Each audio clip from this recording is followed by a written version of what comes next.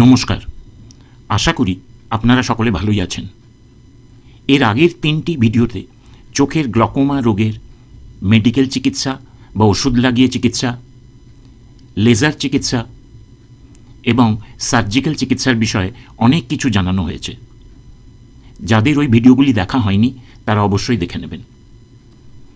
আর যাদের চোখের গ্লকোমা রোগের বিষয়ে বিশদভাবে জানার আগ্রহ আছে তারা এই চ্যানেলে গ্লকোমার বিষয়ে যে ভিডিওগুলি আছে ওই ভিডিওগুলি দেখতে ভুলবেন না। এই সবগুলি ভিডিওর লিঙ্ক এই চ্যানেলের ডেসক্রিপশনে দেওয়া আছে।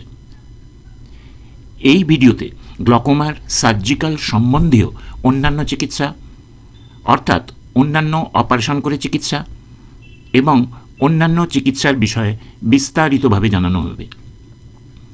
সব কিছু ভালোভাবে জানার আগ্রহ থাকলে ভিডিওটি শেষ পর্যন্ত দেখবেন। যারা এই চ্যানেলে নতুন ভিডিও দেখছেন তাদের জানাই যে এই চ্যানেলের ভিডিওগুলির বিষয় আমাদের চোখের বিভিন্ন রোগ এবং অবস্থা সম্বন্ধে আলোচনা। ভিডিওটা ভালো লাগলে এই চ্যানেলকে সাবস্ক্রাইব করবেন। আর যারা অলরেডি সাবস্ক্রাইব করেছেন এবং এই চ্যানেলের মেম্বারশিপ নিয়েছেন তাদের জানাই অনেক অনেক ধন্যবাদ। অনেকেই হয়তো জানেন না যে গ্লকোমা নানা প্রকারের হয়।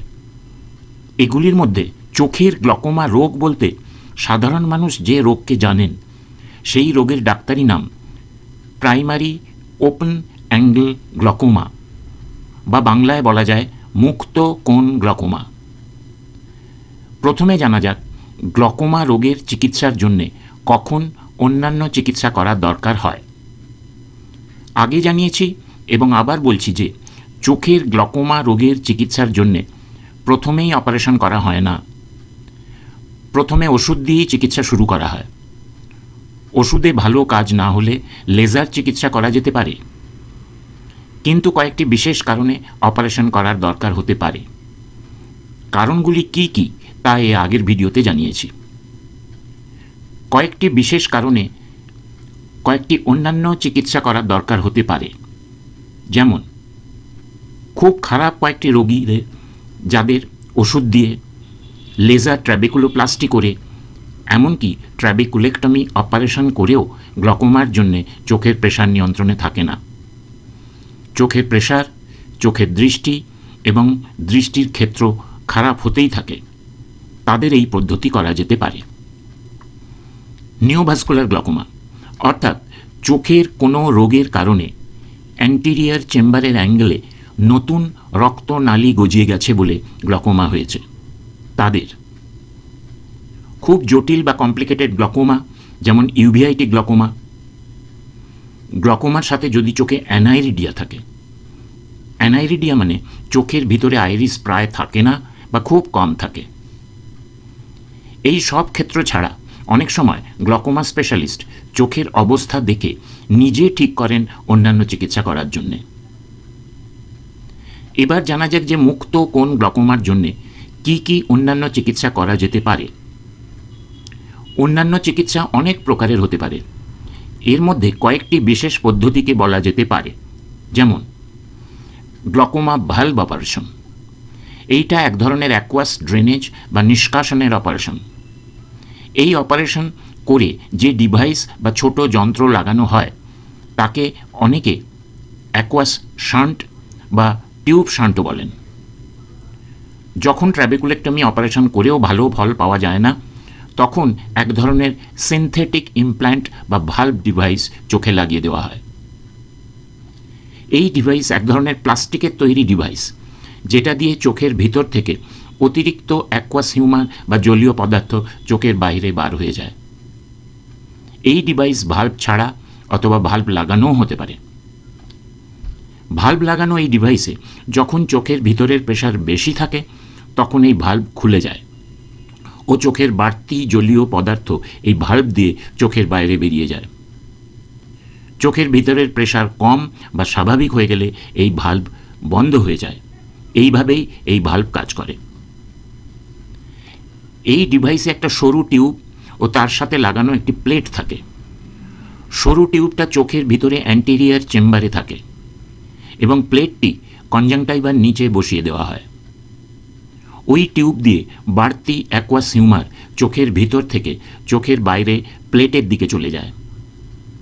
ওই জলীয় পদার্থ পরে শরীরে অ্যাবজর্ব করে নেয় বা শুষে নেয়।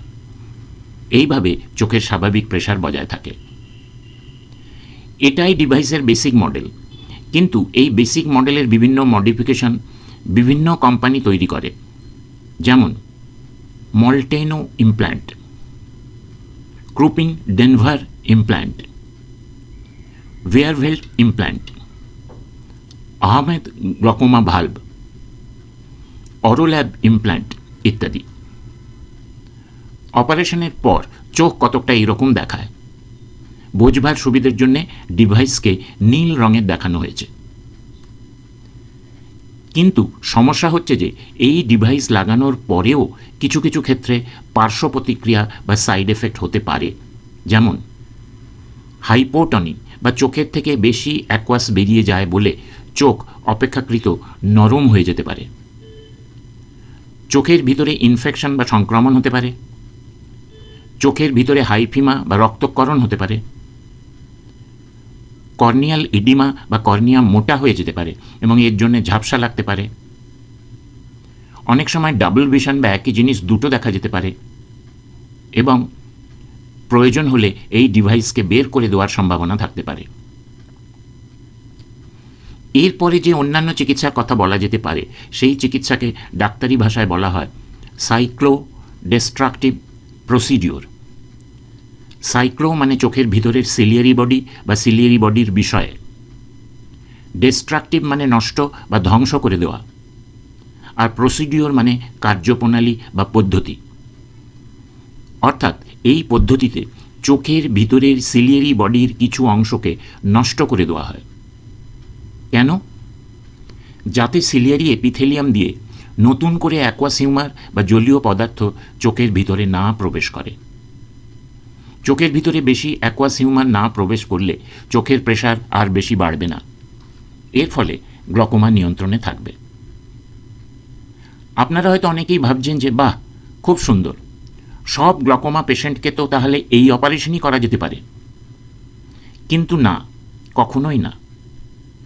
মনে রাখবেন যে এটা একটা চোখের স্বাভাবিক অংশকে নষ্ট করে দেওয়া পদ্ধতি। ডাক্তারি শাস্ত্রে বিশেষ কারণ না থাকলে, আবার বলছি যে বিশেষ কারণ না থাকলে কখনোই শরীরের স্বাভাবিক অংশকে নষ্ট করে দেওয়া হয় না। এই পদ্ধতি তখনই করা হয় যখন আর কোনো উপায় নাই। চোখের ওষুধ দেওয়া, লেজার রশ্মি দিয়ে ট্র্যাবেকুলোপ্লাস্টি, ট্র্যাবেকুলেক্টমি অপারেশন ইত্যাদি সব কিছু করেও যখন চোখের প্রেসার কন্ট্রোলে থাকে না এবং চোখের দৃষ্টি ও দৃষ্টির ক্ষেত্র যার কিছুই বজায় থাকে না, তখন চোখকে রক্ষা করার জন্য এই পদ্ধতি করার চিন্তা করা হয়। চোখের এই অবস্থার নাম অ্যাবসলিউট গ্লকোমা। চোখের এই অবস্থা হয়ে গেলে চোখে কিছুই দৃষ্টি থাকে না, কিন্তু চোখের প্রেসার বেশি থাকে। এই পদ্ধতি দুই রকমভাবে করা যায়, ক্রায়ো বা ঠান্ডা দিয়ে এবং লেজার রশ্মি দিয়ে। যখন ক্রায়ো দিয়ে করা হয় তখন এই পদ্ধতিকে বলা হয় সাইক্লোক্রায়োথেরাপি। এই পদ্ধতিতে ক্রায়ো প্রোব দিয়ে লিম্বাসের থেকে 3 মিলিমিটার দূরত্বে খুব ঠান্ডা দেওয়া হয়, প্রায় -80 ডিগ্রি সেন্টিগ্রেডে, প্রায় 1 মিনিটের জন্য। প্রথমে গোলাকার প্রায় 180 ডিগ্রি করা হয়। যদি এতেও ভালো কাজ না হয় তাহলে 3 সপ্তাহ বাদে ওই একই জায়গায় আবার করা হয়। যদি এতেও ভালো কাজ না হয় তাহলে বাকি 180 ডিগ্রিতে একই পদ্ধতিতে করা হয়। লেজার রশ্মি দিয়ে সাইক্লোডেস্ট্রাকটিভ প্রসিডিওর 3 রকমভাবে করা যেতে পারে। এনডি ইয়াগ লেজার দিয়ে সাইক্লোডেস্ট্রাকটিভ প্রসিডিওর, ডায়োড লেজার দিয়ে সাইক্লোফোটোকোয়াগুলেশন, এন্ডোসাইক্লোফোটোকোয়াগুলেশন।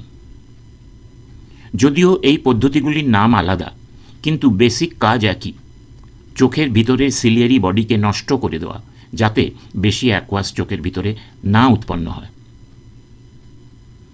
এরপরে যেটা বলবো সেটা শুনতে হয়তো খুব খারাপ লাগবে, কিন্তু জেনে রাখা যেতে পারে। এই পদ্ধতির নাম ইনিউক্লিয়েশন বা চোখ তুলে ফেলা। আগেকার দিনে এই পদ্ধতি খুব করা হতো, এখন অপেক্ষাকৃত কম করা হয়, যার জন্যে গ্লকোমাতে এই পদ্ধতি দিয়ে চোখ তুলে ফেলাকে বলা হয় রিলেটিভ ইন্ডিকেশন, অর্থাৎ নাও করা যেতে পারে। গ্লকোমার এন্ড স্টেজ বা অন্তিম পরিণতি অনেকের এমন হয় যে পেশেন্ট আর চোখের ব্যথা সহ্য করতে পারে না। এই অবস্থাকে বলা হয় পেইনফুল ব্লাইন্ড আই, অর্থাৎ চোখ সম্পূর্ণ অন্ধ কিন্তু চোখে খুব ব্যথা। কোনো ওষুধ লাগিয়ে, ওষুধ খেয়ে, অপারেশন করেও এই ব্যথা কম করা যায় না। এত অসহ্য ব্যথা হয় যে পেশেন্টের মনে হয় এই রকম চোখ থাকার থেকে না থাকাই ভালো।